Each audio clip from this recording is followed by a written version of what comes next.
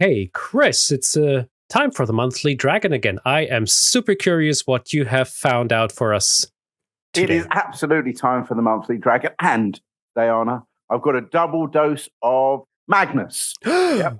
It's Magnus?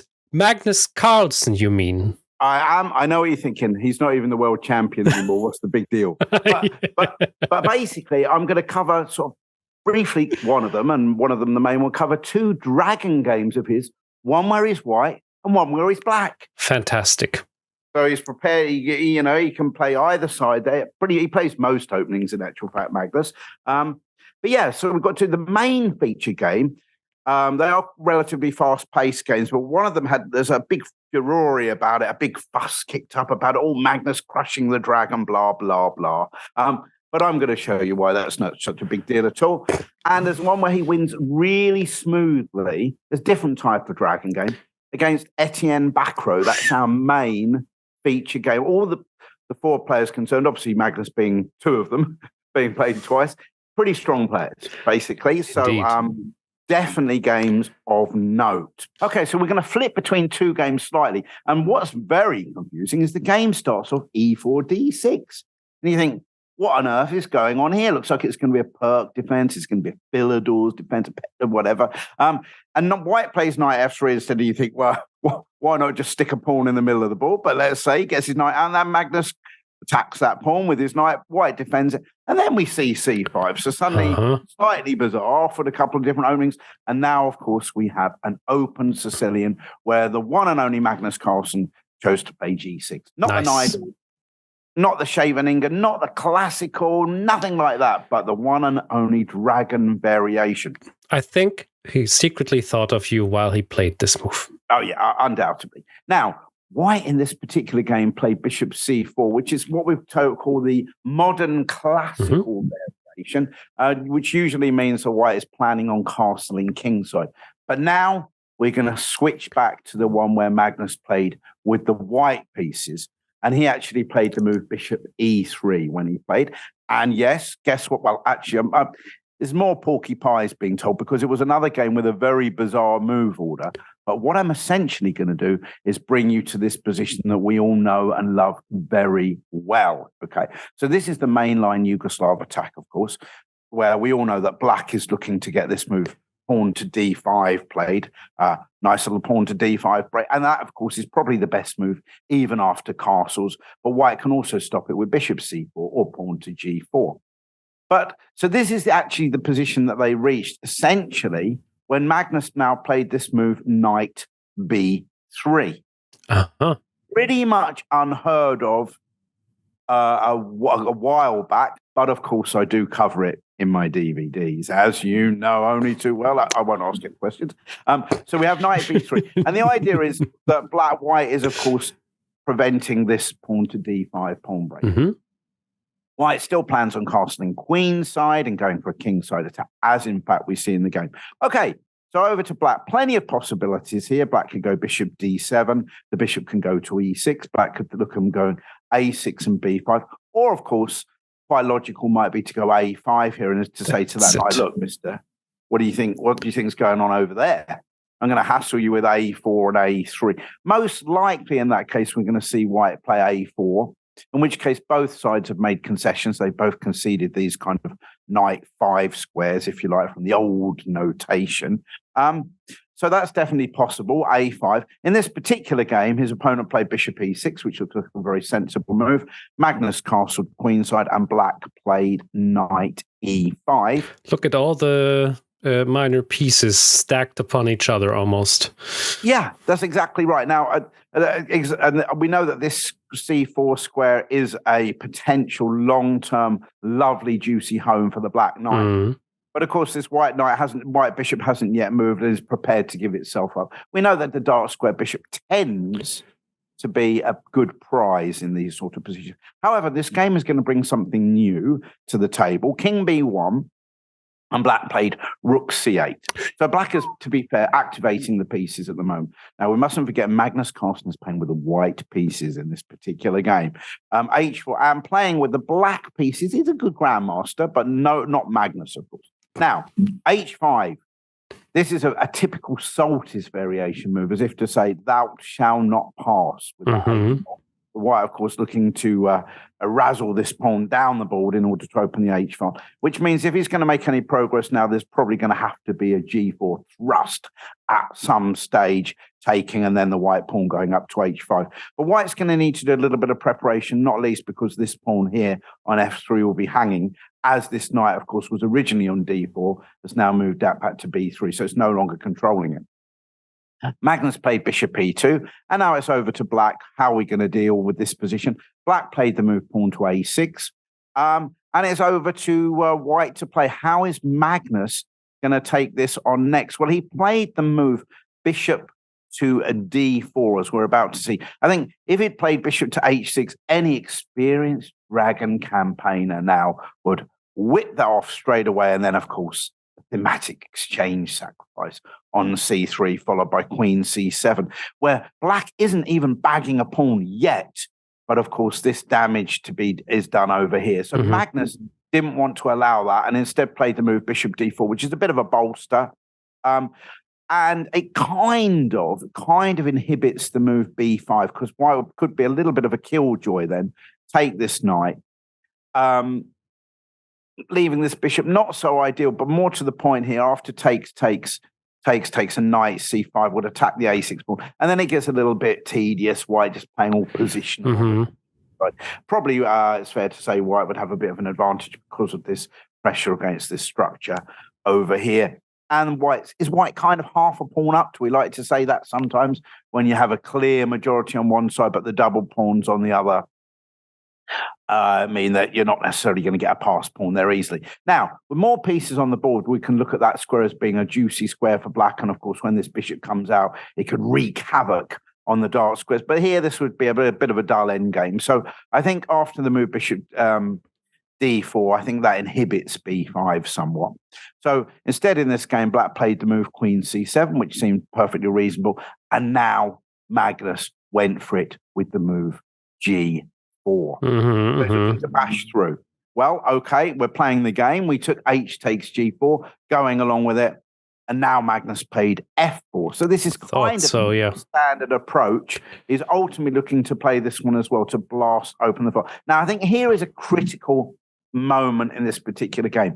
For those watching, this knight b3 variation, if you're a White player, it might be a line worthwhile adopting. In fact, I have recommended the odd thing when I have. It's a bit annoying when I coach juniors and players that play e4 on their first move, and they go, well, what should I do against the dragon?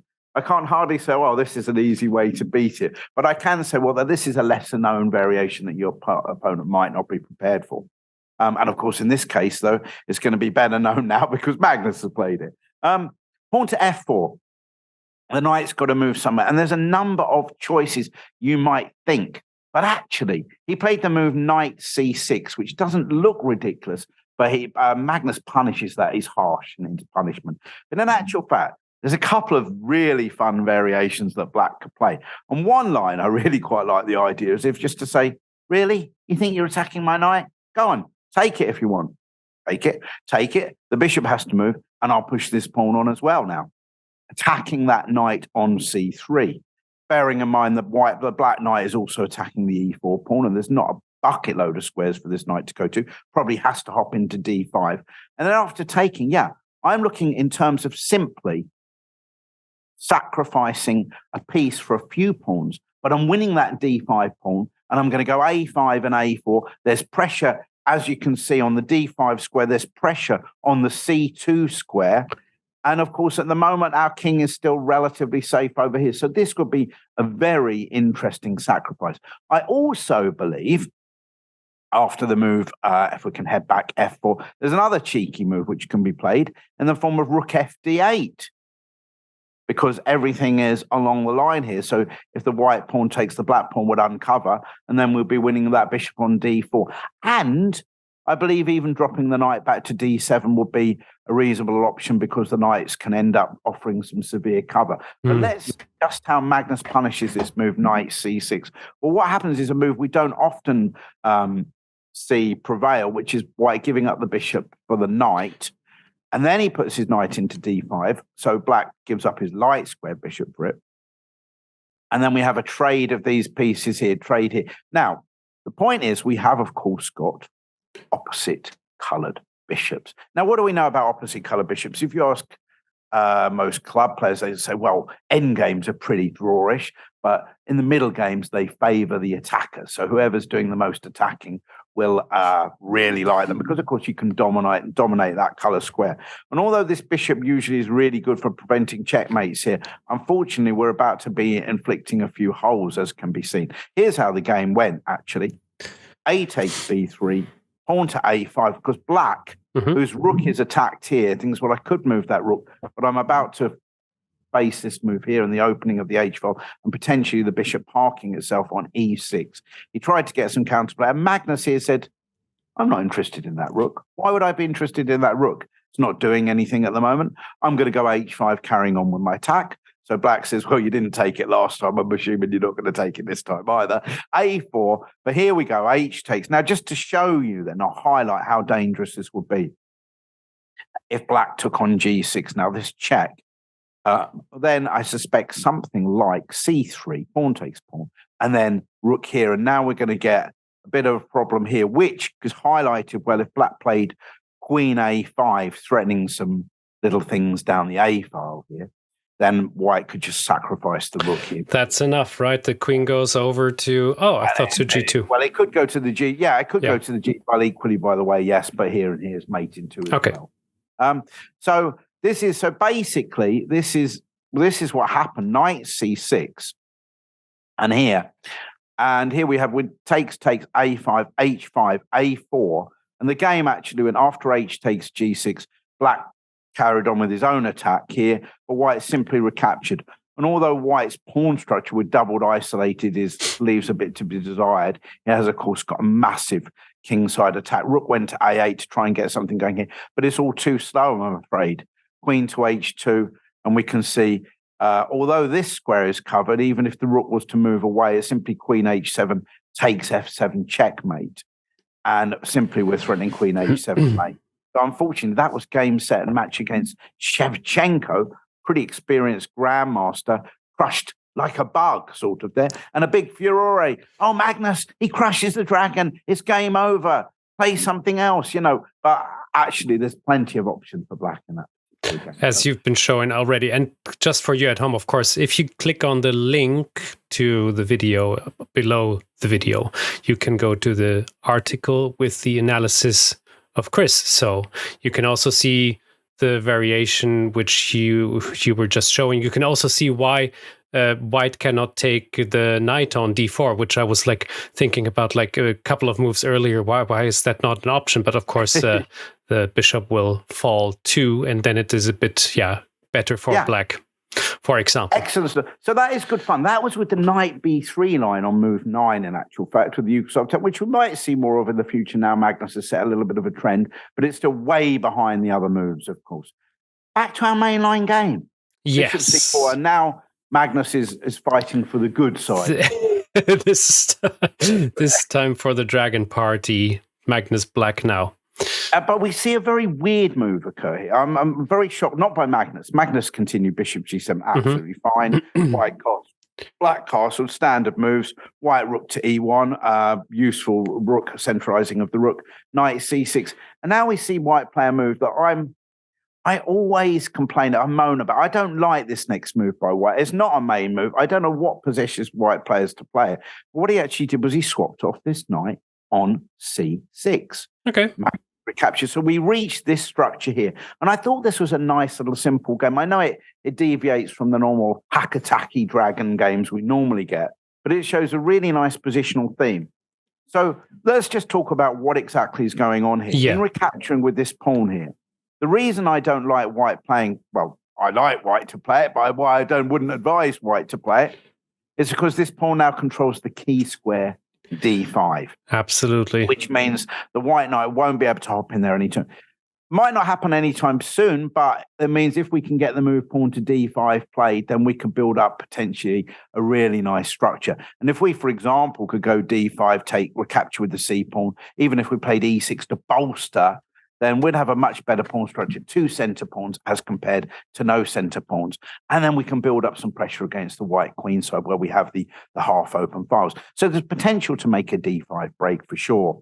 And of course, we've been gifted the half open A file, which particularly is not happening now, but if white had castled on the king side, that could be potential checkmate. But it's still an annoying pawn for white to have to defend that b2 pawn, given he can't really go b3. There's going to be problems along this diagonal. And of course, he's put his bishop on c4 for a reason.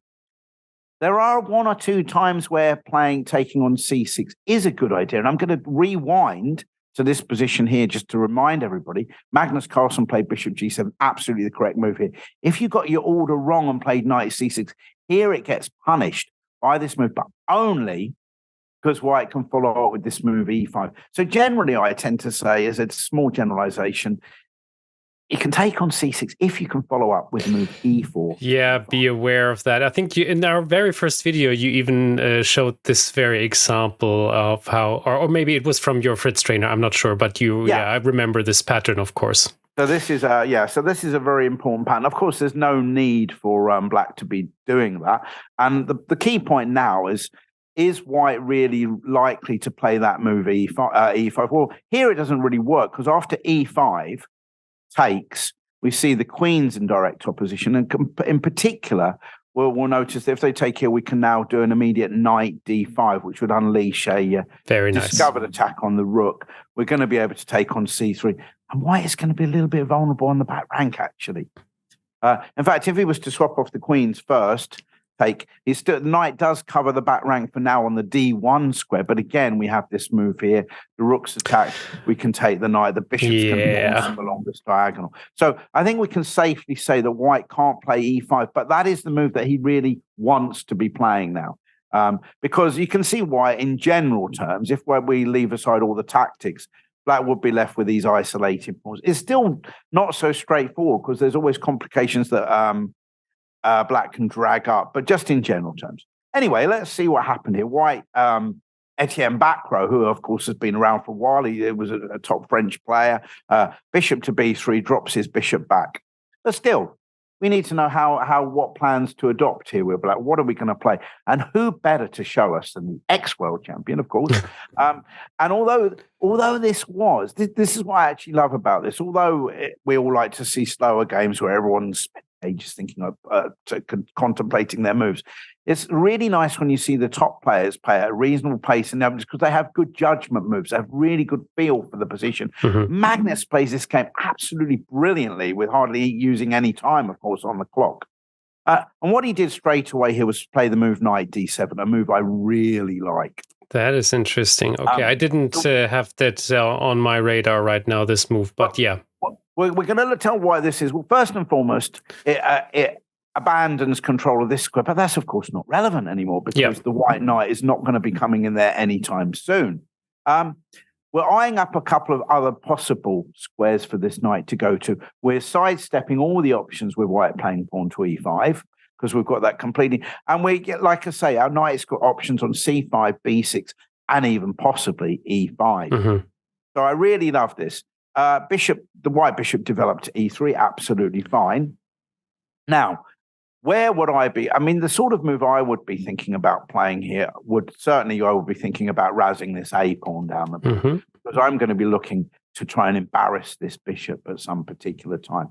Actually, that move does occur quite soon, and probably we're going to have white playing a4 after black playing a5 again to stop that pawn from advancing any further down the board. Magnus himself actually played the move knight b6 immediately here, which keeps his options open. He's potentially eyeing up that square. Of course, that's covered by the bishop. He's not yet interested, of course, in taking that knight, even though that would wreck the pawn structure. You don't want to be giving away your dragon bishop quite so soon, but he's certainly adding the extra support that might be required from this. And, of course, he is also giving himself the option, should he want, of going c5 and c4 to try and embarrass this bishop at some particular juncture. So yeah, it's quite interesting that there's 2 games. I mean, one, of course, Magnus played with the knight on b3, and today, or right now, we have the bishop on b3. Yeah, and it's both like certain patterns, but here it is easier to capture or embarrass, as you like to say, the bishop on b3 like that. Yeah, it's almost as though he said, wow, when I put my knight on b3 in that last game, that could have played a5, a4. So do you know what? I'm going to go a5 to a4. Well, actually, as it happens in this game, white played a4. It was kind of like prophylaxis in a way. Magnus played a5. I think those moves were going to be included anyway. Possibly white was saying, well, I might go a5 to force your knight to move away. But I think these moves were destined to occur. Destined, you like. So I think that's absolutely fine. And now over to white to play. So white nudged his queen up to d2, connecting the rooks along the back rank. Seems like a very reasonable move to play. And here Magnus played a very sensible move again, rook to b8, simply bringing the rook to the half-open file. Now, at the moment, of course, there's a couple of other pieces in the way. It does offer some extra protection to the knight, but just generally a very, very useful move. And white played rook a d1. Can you argue about that move, centralizing the rooks? And this is really what I love about this game. White just actually plays some fairly natural moves in this game, but he made that concession of taking on c6, and that just makes it very difficult for him to do any of the kind of natural moves he'd like to be playing after there. So where's Magnus going to go next? And now we've had this inclusion of these two moves over here with a4 and a5. Another lovely move he plays. He plays the move knight back to d7, because not just yet, but he has in mind putting the knight to c5. And now he's going to look at these squares here.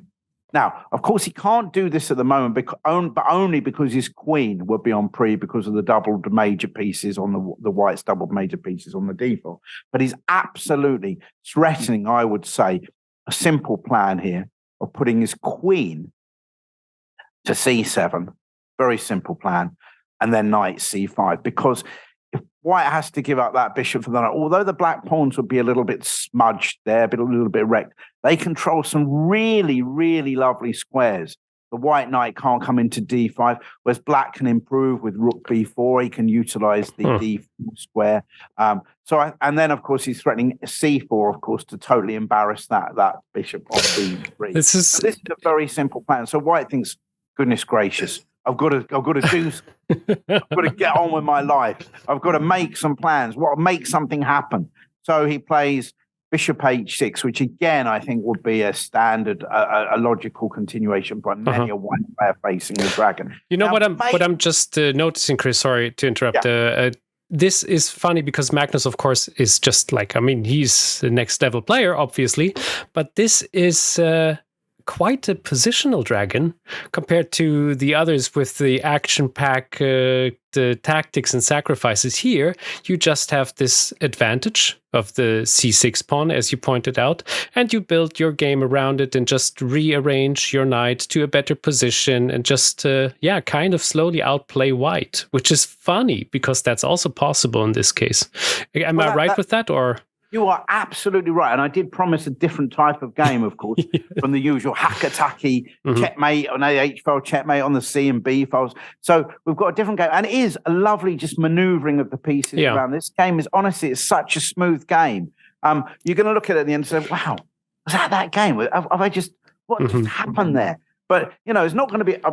Spoiler alert, there's not a checkmate at the end of this game. but it is so smooth. And I just love the way he handles this position. And it's great for budding dragon players to watch this game and see, I see. Now I know. Knight takes c6. So this is a really good lesson about how to handle. Totally, yeah. What he is doing, exactly what you said, he's slowly making progress now. He's got his plans, but at the same time, he's keeping white's ideas under wraps. So he's not allowing white to do anything too troublesome. So white played bishop h6, and probably white is now dreaming that black will take that. And then maybe he could do a little rook swinger, try to deliver checkmate. And of course, he's still desperate to get in this move pawn to e5 if he can do it. But of course, Magnus is not going to be quite so obliging.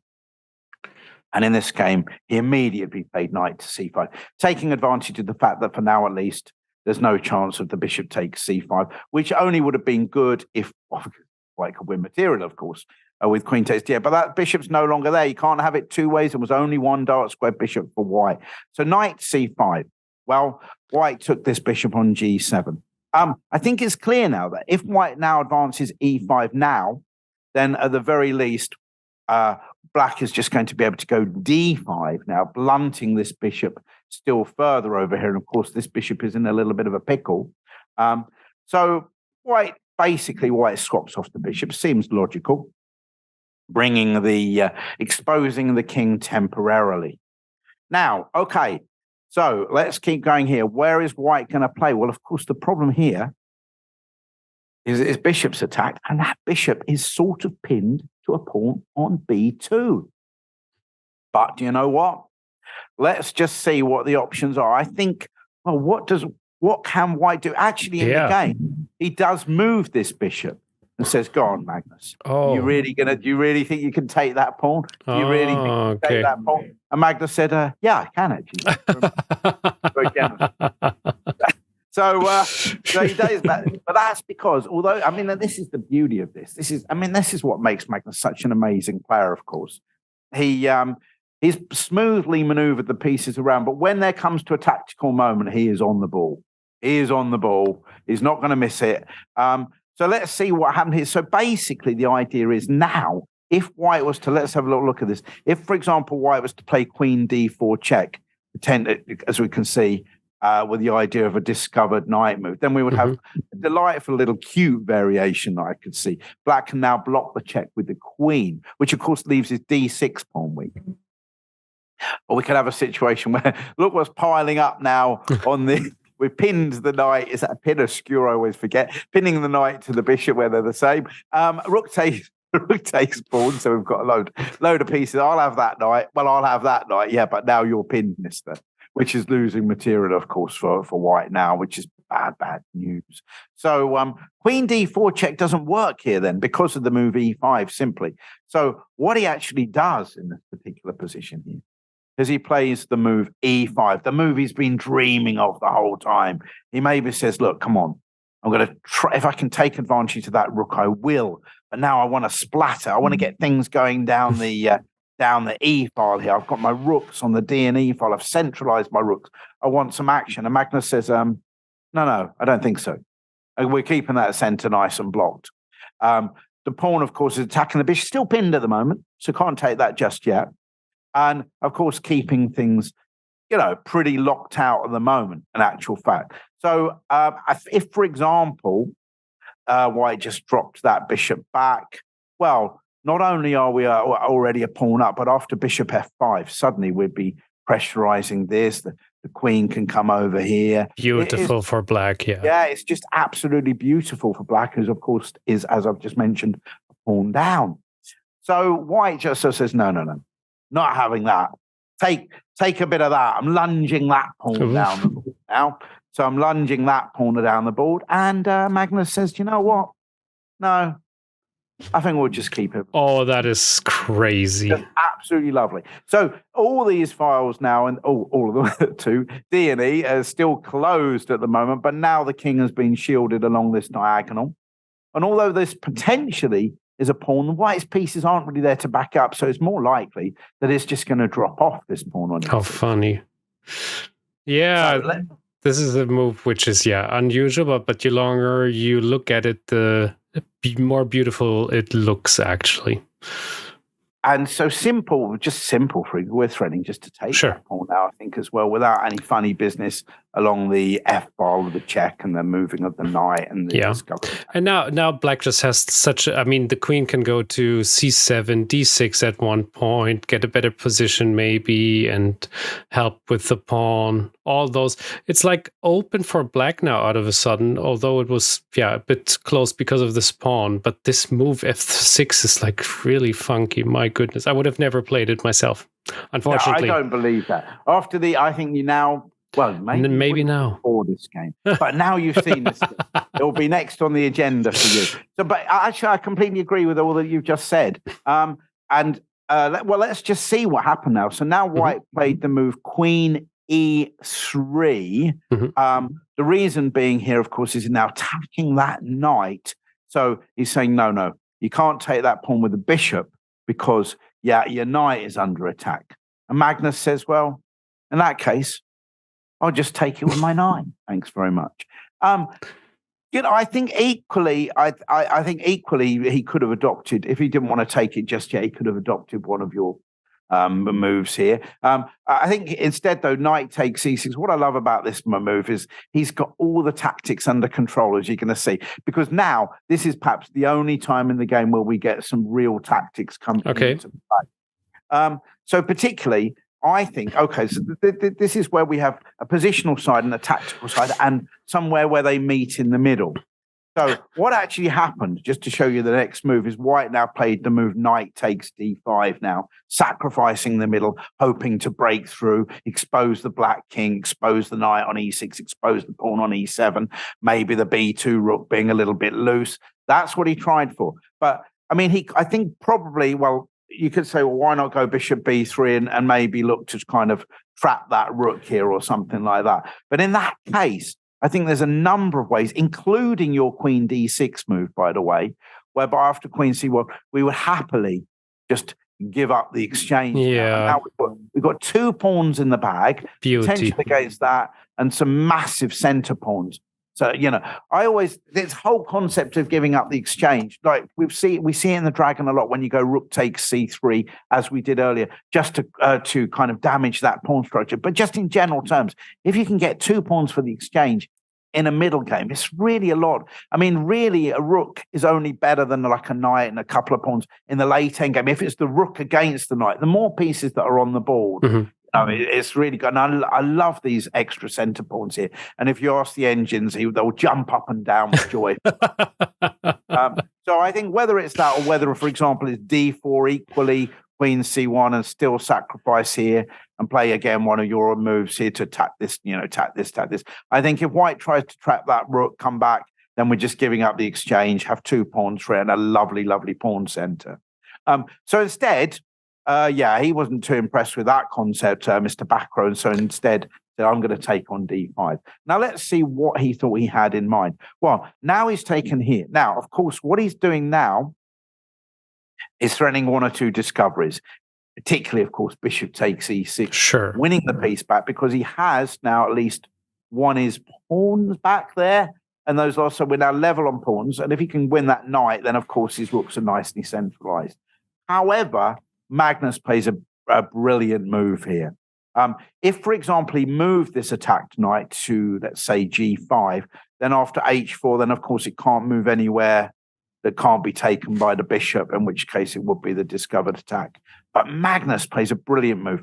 Rook b6. This is a lovely calculation. And what he's actually done is that laterally he's defending. And, of course, the rook itself is looking to just park itself on d6, and he can say, look, excuse me, mister, I'm a piece up, thank you. But the tactics involved in particular here is if White played bishop takes e6 with a discovered attack on the queen, then after rook takes e6, we see both sides have got problems. And in particular, what is neat, of course, is after queen takes here and bishop takes and rook takes, White can't take this bishop here because of the back rank checkmate. Very nice tactic. So this has completely been calculated there. The move rook b6. Lovely chess. Perfect calculation as far as the tactics. And we literally get Bacro realizes he can't do that. He supports his bishop in the center of the board, but now rock solid rook d6 comes. And essentially, he's just now a whole piece up. White tamely goes c5. Black says, you know what? I'll have that as well then. Bacro decides, couldn't do anything else there. I was a piece down. I'm now 2 pieces down. Now is a good time to throw in the towel. And that's it. And that's it, a positional game. But I really love that game. As you pointed out, it was something completely different. Yeah. Well, I say something completely different. We did get in the little Yugoslav. Yes. We did get Yugoslav attack with Magnus as White, of course. And where hopefully black players will have learnt what not to do and how those opposite color bishops can be quite dangerous. But yeah, it brings us back to this knight takes c6 move and how we should deal with that. And I think just a wonderful encounter there. Thank you so much, Chris. This was, as always, a super nice episode. Very much to learn here.